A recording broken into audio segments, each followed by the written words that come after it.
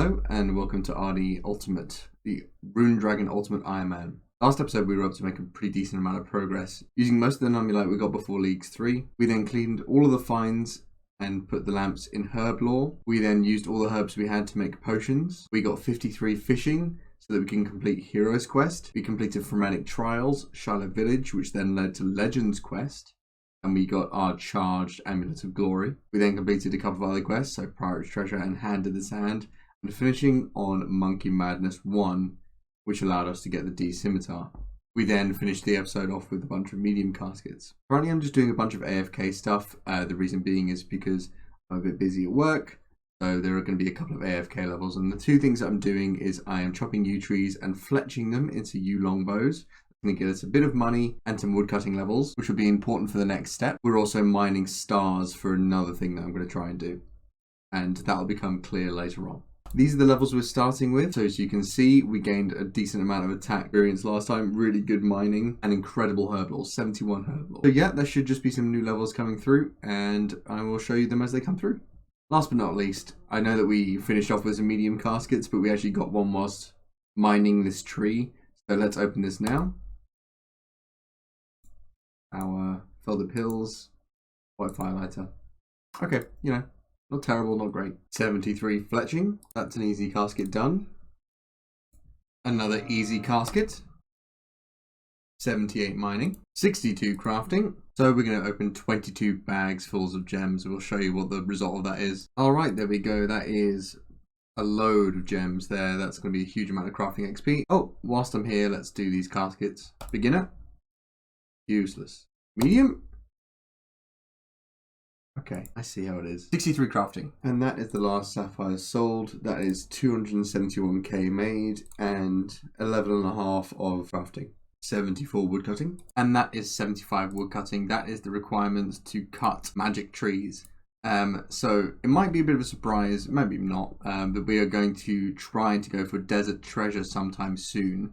So 75 woodcutting is the kind of last requirement we had for that. Kind of next steps we wanted to do is actually try and get as many of the outfits as possible, which is why I did the star mining thing. But we want to join this lovely lumberjack suit with, you know, the mining prospector's outfit, the trawler outfit, and the rogue's outfit. Anybody who plays with camera emotion on is psychopath.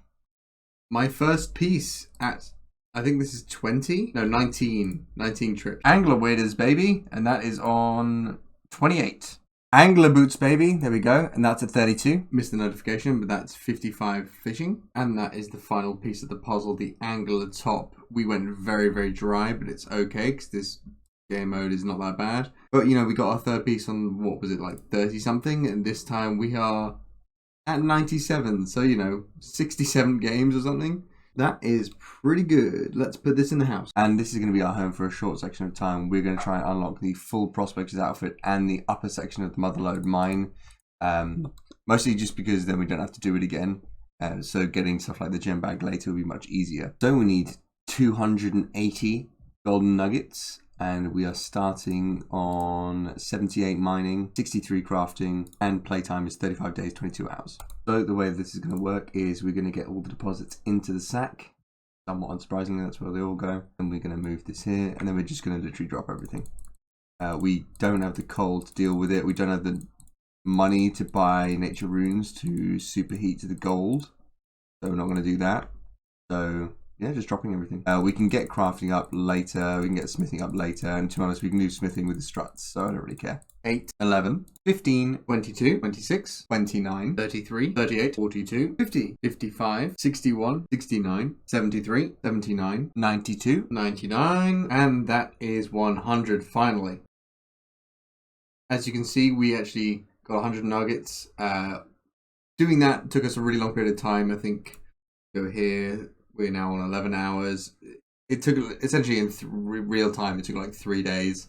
That's why I don't really love the Motherlode mine. It's pretty click intensive for mining compared to stars. But yeah, we got 1600 coal, 900 gold, 900 mithril, and 300 adamant. We all shoved onto the floor, didn't do anything with. So let's buy the better upstairs version. Because It makes mining here so much more pleasurable than the downstairs section because you kind of just AFK way more. 180 nuggets left. 88, 120, 152, and that is 181, which is 1 over for the requirement for all of the Prospector's gear. So let's talk to Big P, trade him, and then should be able to buy 1 of each of these. And that way we didn't clog up the clan every single time. Bam! The fuck is right. That took a really long period of time, by the way. That I'm gonna go look at the clips, but in real time, there's about 4 or 5 days. So we started on 36 days, 11 hours, which is 21 hours of mining in the Motherlode mine to get the full Prospector's gear. And that's over the course of about 4 days. Very, very boring grind. But we ended with nearly 59 smithing. Didn't actually get there in the end just by struts. Nearly 64 crafting. And 82 mining. 3 more until the rune, but we'll take it. And that is now the full anglers, lumberjack, prospectors. We've also got the graceful, and it's just one more that I want to get my hands on before we can move off, which is the rogue's outfit. When I collected all my stuff, now we're going to die again so that we get a clear inventory. For the rogue's den, you need 50 agility and 50 thieving, which we have. We need to run through this agility course and complete it. I haven't done this in a really long period of time, so I'm going to have to look up a guide and mark out some tiles. So it looks like the RuneLite plugin actually has all this information in it anyway. Nice. This is the first safe cracked. Never mind, I failed. Hey, second crack attempt, that's really good. Ooh, baby. Good. I don't know if we can go back in with this. Okay, we have to put this in the storage then. Second rogue's equipment. That's the top done. That's the rogue trousers. That's the boots. This is actually so fast compared to the mining. This is taking like maybe an hour or 2. Mining took like 21 hours. And that is the final piece of rogues, which is the gloves. Bam! Now let's go get it out. So this is all the skilling outfits we have. We now have the full angler outfit. We have the full lumberjack outfit. We have the full prospector outfit. We have the full pyromancer outfit. We have the full graceful outfit. And we have the full rogues outfit. Incredible. The best thing we got here, by the way, was the rogues one. We've been meaning to do that for a while because master farmers means we can get double seeds from that, which is really, really big. Here's a cool little update I didn't know existed. You can put, whilst you're in the Ferox Enclave, things into your looting bag. Don't even have to risk yourself. Amazing. Next step is actually to kill ourselves and clear up the inventory again because we want to go for 70 cooking. Now, the way we're going to do that, because we're already 66 cooking, is we're going to do Temperos. The reason we want to get 70 cooking is to complete Recipe for Disaster. It's required for King Agawagawogi. Now, theoretically, we could do these ones and gain a bit of cooking XP, but it's pretty negligible generally. And we need to clean up the inventory, get rid of these things. I want to do that one first to get rid of a huge amount of inventory space blockers, which are these two. So what we're going to do, kill ourselves, go do Temperos. We're going to cook the fish at Temperos, hopefully get some construction levels, get a number of fishing levels, and some cooking levels on the way. Aim for this is 70 cooking. Let's kill ourselves and go back to our house. If you're a UIM like me and you ever want to get back to your house, keep it in Hasidius, then minigame teleport to Tithe Farm. Really close walk from there. And just over here is your house. And that is a dead barbtail kebbit, which I've been walking all across Gillenall to get. And that is a wieldable harpoon. It's been a short while since I did any Temperos. The last time I did some was in leagues, so it's going to take me a little bit to get back into it. But I'll pick up all the stuff there and then, yep. So we're starting off with 0 kill count, and these are our starting stats. Okay, we're getting back into the swing of it. It's about 8 permits per game. The game's like 6 minutes long. That's not the end of the world. That's probably about right for what I want to do. I'll show you kind of the method we use. So first of all, you obviously start on the deck. You come and you grab some harpoon fish. We've got 4 buckets, 1 rope and 1 hammer. Keep an eye on the storm intensity. If that ever reaches 100%, the game is over, but it's a safe death, so don't worry about it. Now, early on into the first instance, there'll be one of these. It's a fish jumping out of the water. You have a chance, like a 50-50 chance of getting double fish. You can see here the screen is going blue. You've got about until halfway through this timer to get there risk-free, to tether yourself to the pole. The pole has a chance of being damaged, which we can repair for construction XP. It's around 260 for us because of our construction level. And you can see here the fires are going to be made. We're going to cook our inventory and then go deal with the fires. So don't have to click on your bucket, you can just click on the fire to douse it. If you've got a bucket in your inventory, you get 40 points for dousing each fire. Quickly fill up our water again. And we're going to put all the fish in the ammunition crate. You can see here that the masters need to be tethered to again because the wave is coming. When you shoot him with the ammunition crate, the energy goes down somewhat surprisingly. Then you can go and attack him with a harpoon. So let's go harpoon this stuff. We're going to try and get his essence down to 0. Now, every kind of phase you get him down, the storm intensity will increase quicker. The quickest being like I think the 4th phase, where it increases literally like by like 10 every 2 seconds or something. And like you can't beat that one, so you have to beat it before that phase. The aim for the first 2 phases is to get the essence down to just before 0. That is 60 fishing. So the aim here is obviously 70 cooking, right? But we don't get that much cooking XP from doing the mini game. It's like 10 per fish, which is really, really low. So we're unlikely to get 70 here. So what we're going to try and do is going to get 81 fishing. That's the highest level of fish you can kind of get. You don't get any lower level fish from there. There's no kind of step up from that point. So we're going to go for 81 fishing, which is 20 levels. Then we're going to open the reward pool and then cook all the fish. That should get us to 70 easily. And with that game, we just completed all 8 of the tasks for the combat achievements for Temperos. Quite nice. That last one was firing the hole. You had to attack Temperos from both sides, loading both cannons on both ships. Rubbish. So annoying. So, we're taking a quick break from Temperos because Usler, a clan mate of ours, is offered for us to join and leech from a solo raid, which, you know, I can't really back out from. It's a really good opportunity to really kind of learn raids from somebody who knows them really well. So we're just going to be leeching, doing some really small things like killing scavengers, hunting, fishing, that kind of stuff. But yeah, really excited to kind of give it a go. Oh my god, it's already... he's death biting. Right. I thought he just immediately died.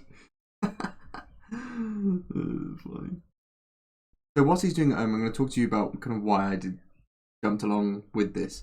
One, there's a really small chance we'll get something. I don't think I'm going to get anything purple, but you know, we get some items. That'd be fun.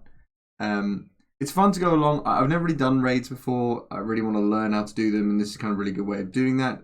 I'm going to jump in and do solo raids when my stats are good enough, and I've got some decent gear. So you know, either Elite Void like Uwe's got here, or some really good Barrows gear. But what this does give me is it completes an elite task in Kourend. So I can get, as you can see here, it completes a elite task in Kourend, which means that I can get a Rada's Blessing 4 slightly earlier if I wanted to. Now I would still at least have to get 90 Slayer, but we can work around that, essentially. I would probably have enough gear to start jumping into solo raids easily at that point anyway. One more hit.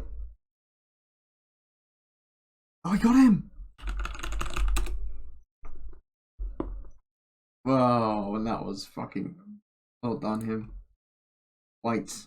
Obviously I got no unique. Right, let's see what we got in the chest. Oh shit, I got the ancient tablet.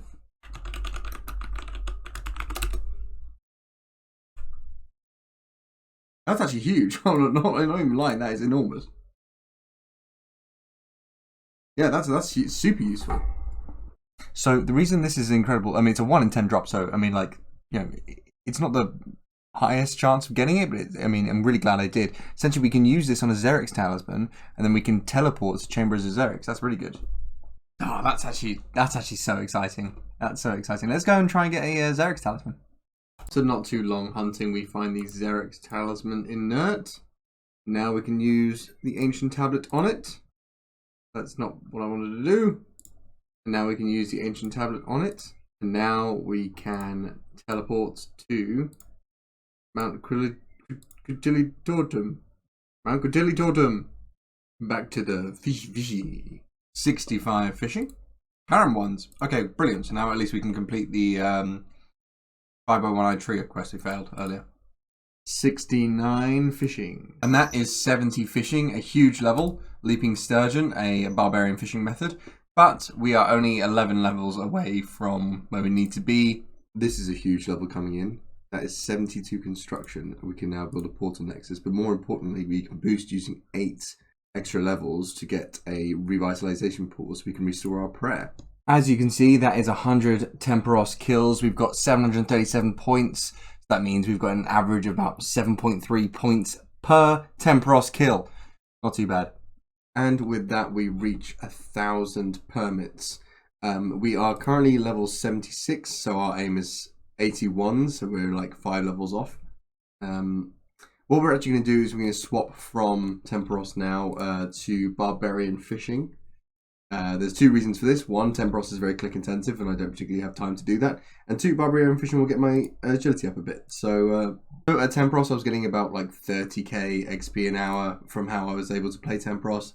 Here I'm getting about 50k, so it should be a lot faster. One of the things we're going to be doing in the next kind of section of upgrades is going to be upgrading the house. We're going to have to get a lot of money for that, but we're going to upgrade the player-owned house. One of those upgrades is actually the spirit tree. As you can see here in my inventory, I just picked up a spirit seed. I need 75 construction. I can boost that from 72 using the T's, so I can actually do that now. But I need 83 farming. I don't know if I can boost that, and to be honest, I'm not actually that far away from 83 farming anyway. So what we're going to do is we're going to keep this on us, and we are going to use that and then plant a spirit tree seed in the house. So we have a spirit tree in the house, and that actually doesn't count towards the spirit trees that you can plant in the overworld. So we can still have one in, say, the farming guild. Change of plans. Apparently I can buy a cider from Hesidius, which boosts me 1 level, and that's all I need. And then what we're going to do is we're going to go and build this magic tree in our house. Amazing. So I didn't record any of that because I'm an idiot. But essentially we boosted with the tea and the cider to get to 75 construction and 83 farming, and then we just planted the spirit seed. It's an incredible upgrade for the account. Really, really exciting. I can't believe we are actually able to do it. Incredible. But look, we can now teleport to loads of these different places from our house. A huge upgrade. Right, so we're doing a birdhouse run, and we got another spirit seed in the same day. I mean, that's crazy rare. We've already upgraded the one in our house, which is great, and I'm thinking about putting another one in because we can boost up using the cider to do that. And we're actually going to go and put one in the farming guild.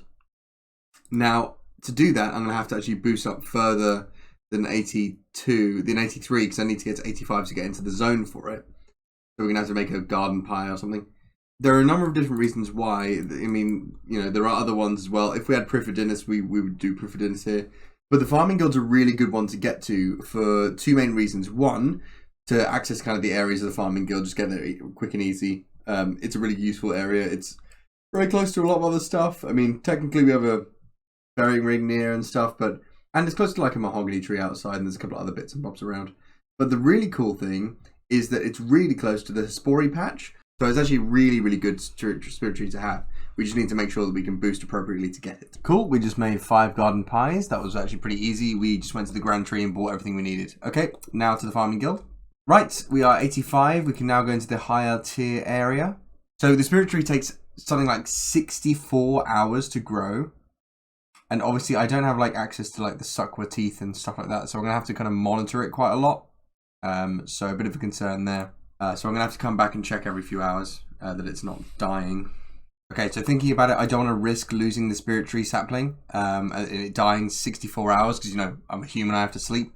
So what we're going to do is we're going to start lunar diplomacy so that we can get a suckwa tooth. That way we can grind it down.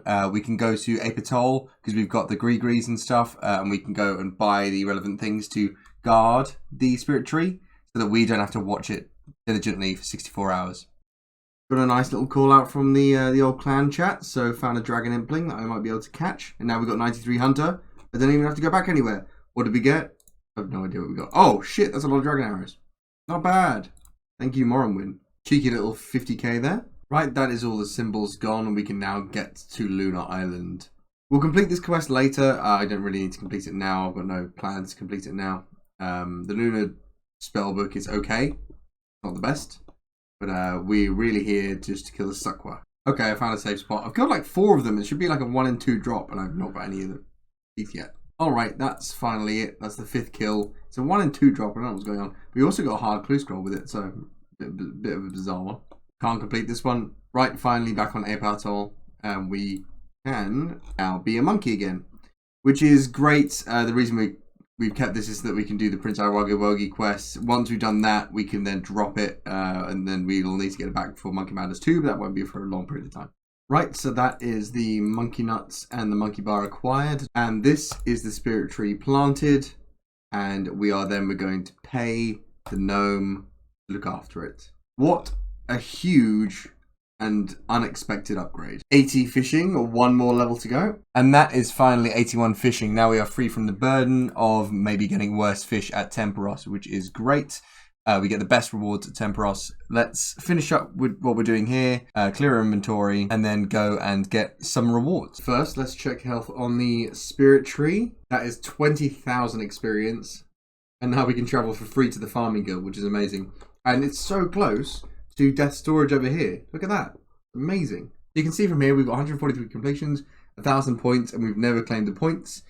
We are hoping essentially for fish. So we've got 81 fishing, which means that we can only get the best rewards from fish from Temperos. What we're going to do is, rather than spend all 1,000 points now, because we can kind of bank this and use this later, what we're going to do is we're going to get enough spirit flakes so that we can upgrade all of the angler pieces in our inventory. I think that's about 4,800 spirit flakes. And hopefully by that point we would have gotten a pretty decent amount of fish. So we're kind of bizarrely hoping for... Ooh, sharks. We're kind of bizarrely hoping for very few uniques, because we don't really care about uniques here. Caskets are really what we want, so that's really good to see. But the only unique we really want to get is like the Temperos. Hey, there we go, spirit flakes. And some raw mantas. Really good. Because obviously we've already got the Tome of Fire. The Tome of Water doesn't really do much for us. It's worse than the Tome of Fire generally anyway. So it will just take up another inventory slot we don't need. You could theoretically argue the tackle box would be useful, but then it's just another thing that we have to have in inventory. So I don't really want that either. Fish barrel we don't want because you can't keep it in the house even if you upgrade it. That's kind of useless. And the dragon harpoon, it's not that much better than anything else. So, oh, there you go. There's another one for the collection log. So the only unique we'd really want would be the tiny temper. And the likelihood is 1 in 8,000, so not even going to hit near the chance there. It's 1,200 for each piece of angler, so that is the first piece of angler becoming spirit angler. That's enough for the second piece, obviously, to 2,400. 250 points spent. That is the third piece of angler. That is 400 spent. And that is 4,800 spirit flakes. We spent 411 reward points to get 4,800. Right, so what we do is we talk to Gita Preems. There we go, let's proceed. And that is the full spirit angler fishing outfit completed. So as you can see, we got nearly 1,800 raw bass, 1,300 exactly raw swordfish, just under 800 raw shark, 440 raw sea turtles, and 250 raw manta rays. That's great. That's easily going to take me to 70 cooking. We are already, 68 here, so we'll just use the raw bass. And then the rest of it's just going to be saved for like Slayer and bossing and stuff, which is great. We've also got planks and oak planks, which we are going to use on construction, obviously. The fishing bait we can kind of drop. The soak pages will drop, and the spirit flakes we can drop as well. So let's clear out my inventory one more time. Right, one of the last things we want to do is look at the caskets. We got 23 of them. So let's open them up and see what we get. I actually don't remember what you can get from these. So I think it's like alcohols and stuff. So last one, another rune med helm. Ooh, and a medium clue. Right, so that's a bunch of things we're going to go high alch. So let's go buy some nature runes. And that is nearly 200k just in alchs we got from that. That's pretty good. Now let's go open this crystal key and we can start doing some stuff with the rest of our inventory. Alright, let's give it a go. That's pretty good. That is pretty good. Right, that's the reward casket's gotten, so that's an easy casket. Nothing interesting here. And a medium casket. Another headband. Can't really complain. Here's an interesting little update. I'm using a tiara mods to make tiaras from silver bars, but they recently, as in like March, a couple of months ago, added in a gold tiara you can make whilst crafting, and it gives you 5 more XP than an amulet. How cool is that? Thank you, Gold Tiara, 64 crafting. So in the Hesidious Kitchen, which gives us a +5 boost, I think, and then the Cooking Gauntlets give us another +5 boost, so that's +10 boost, in percentage chance to not burn the bass. So what we're going to just do is camp here for a bit until we're 70 cooking. If you're wondering at the kind of XP per hour I'm getting, it's about 125k, which is pretty awesome. And that is finally 70 cooking, the requirement for Monkey Madness. Not Monkey Madness, the monkey part of Recipe for Disaster. We have gathered everything back, and this is our inventory currently. This is the looting bag. So most of our stuff is in there, including the new fish we got, all our herbs, and this is what we're wearing. A short stopgap to finish Taibo One-Eye Trio, which we failed to cook the Karam one the first time, so we needed 65 cooking to do that. First one we're going to start with is a Wagga Wogi. The reason being is because it's the most difficult to get all the gree-grees, so bad for inventory space. At the same time, once we do that, we can clear up quite a few inventory slots. Look at this inventory, it's painful. So let's hope we get it in at least the first one. Oh, burnt. Oh, we got it. Okay, it wasn't burnt. Excellent. Well, let's just cook the other ones. That is the Wagga Wogi subquest completed. Cooking experience, agility experience, a battle teleport spell, and increased access to the Colomancer's chest. Nice. Now it's just these slightly easier. Ooh, nice. Ones to do. And that is the dwarf freed. And we actually get access to rock cakes later, which is great. And this should be the goblins completed. And the second most annoying one is done. That is the Evil Dave subquest. And we can use spicy stews now. So that's a +5 boost when we need it for construction. That is ceramic vase done. That is one of the requirements for the last two Recipe for Disaster quest. That is one of the last requirements for the... That is the last requirement for the last two parts of the Recipe for Disaster quest. And that is freeing Aglawogi. That is the second last of the Recipe for Disaster quests. Saving basically the easiest for last. That is the last of the quests or subquests for Recipe for Disaster. And that is Troll Stronghold completed. Just Desert Treasure to go. A mysterious stranger just attacked me in my fucking house. What a prick. That is 1 diamond in the pillar. You can keep them here until you complete them all. Like, you don't have to keep them all on you at once, which is great news. We've got Damis safe spotted behind this rat. That's exactly why we took these body runes and water runes, so we could curse the rat so we wouldn't kill it, but aggro it to us. And now this fight is super easy. Really good. That should be the 2nd diamond gotten. Amazing. That's the diamond in my inventory. Yeah, let's get out of here. Let's get out of here. Again, I thought you could safe spot this guy, but that's apparently not the case. So, whatever. We just tanked it. We just had a full inventory of Karam ones and tanked it. Second last diamond stored. 1 to go. That kills him. There you go. Hey, some super restores. That's pretty fucking good. Let's keep going. And that is the final ice diamond. Really, really big. Now we just have to go through the pyramid, and we've finished Desert Treasure. And that is Desert Treasure completed. 20,000 magic XP, but the ability to use ancient magics and the last requirement for Recipe for Disaster. Just enormous gain. Look at that. Normal spellbook. Ancient spellbook. Alright, next step is actually to complete the fights with Agrith, Nana, and all the others. But to do that, I kind of need a good ranged weapon, and we're not really high enough fletching. We need 80 fletching to make a magic short bow.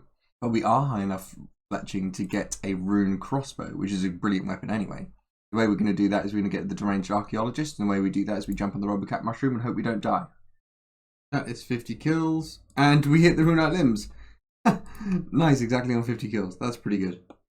Right, we're going to quickly try and upgrade our revitalization pool in the house. We're looking for a +5 boost, and then we can use the crystal sword for an extra +3, so that's +8 to get to 80. To upgrade the revitalization pool. This is now the inventory with the rune crossbow and the mithril bolts. We are going to 70. We're going to 70 range so that we can wear the black tea hide body. Completely forgot during this grind I got 11 brimstone keys. Really lucky on lots of different grinds. I got like 3 brimstone keys from Calfights and they're like 1 in 1,000. So let's open this chest up 11 times. See what we get. All's good. All is good. Diamonds are obviously good. Oh, well, that was. Oh, loads of money. That's good. Sea turtles adds to my stack. More diamonds, crafting XP. Rune. Can't really do much with that now. Gold, always good for smithing. Ruby, good. Raw shark, good. We're getting loads of good stuff here. That's good. Alks. And palm tree seeds. Wow, that's going to be huge amounts of XP. Okay, pretty good. The only thing I think I'm going to drop over to my main is the rune ore, right? Like, I can't do anything with it now because my smithing is only 61. Right, we are geared up. We have got a pretty decent inventory. Let's just fucking go. And now the final battle begins between me and the Culinary Romancer. I'm going for a range setup here. I know I've not got the Avas, but it doesn't particularly matter too much. We've got just a bunch of food in our inventory, and we're going to try and keep out of his melee range with Snare. Should be good, though, because I don't think it's the hardest one of the ones that we fought. I actually think that's the Dagonoth Mother thing, and we've already completed that. So, hey, wait, stop it. Didn't even have to eat at all during that fight. That is the Coloromancer killed. That is Recipe for Disaster finished. That means we get access to the best in slot gloves until I'm 95 Slayer. Honestly, that is enormous for the account. Also, the best thing about these gloves as well, they're so easily retrievable. Like, it doesn't matter if I lose them. It's just 130k from the chest. Put this onto Herblore. 20k on Herblore. That's another Herblore level as well. 72 Herblore. Ranging potions. Think about that. That's cool. That is the Barrow's gloves purchased. Look at the change in that.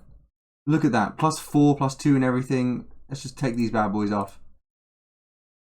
+12 in basically everything. +12 melee strength. That is enormous. Wow. So the whole point of the episode was to finish this Barrow's grind. The whole point of the episode was to get these Barrow's gloves and be able to start the best kind of training we have with the best equipment we could possibly get. Now, I'm going to do what I'm now normally doing, which is finishing off the episode with some implings and some jars. Now what I'm going to do is finish it off the episode with a bunch of clue scrolls and, clue caskets. So we're going to try and get 10 medium caskets, and then we can finish off the episode. But boy, am I buzzing, let me tell you. 1, 2, 3, 4, 5, 6, 7, 8, 9, and that is number 10. Righto, we're currently on 50 medium clues completed. This is another 10 to that pile. Let's open these bad boys up. Ooh, we already get that one, but that's interesting.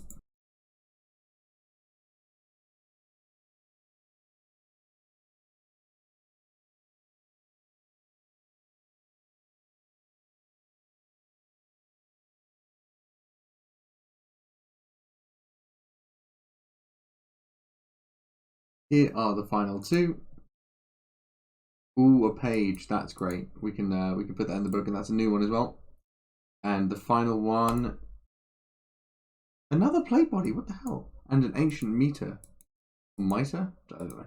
Either way, that's a lot of uniques. That's pretty good. So in this episode, we got 75 wood cutting for Desert Treasure. We got full anglers. We got full prospectors. We got full rogues. We did temporos so that we could get 70 cooking and 81 fishing. We got a spirit tree in the player-owned house. We got a spirit tree in the farming guild. We did Tybo 1-0 trio. We did big chumpy bird hunting. We did troll stronghold. We did desert treasure. We did deranged archaeologist twice for 2 rune crossbows. We upgraded our pool to a rejuvenation pool. We did slayer for 61 range for a rune crossbow. We then did slayer to 70 range so that we could wear our black D hide from deranged archaeologist. We then got 350 Slayer points for Broad Bolts, and then we were able to finish the fight for the Coloromancer. Looking back on it, honestly, we've done way more than I thought we did, but it's been a really long session, and we have achieved quite a lot here, so really, really happy with the progress. So thanks for watching, I'll see you next time.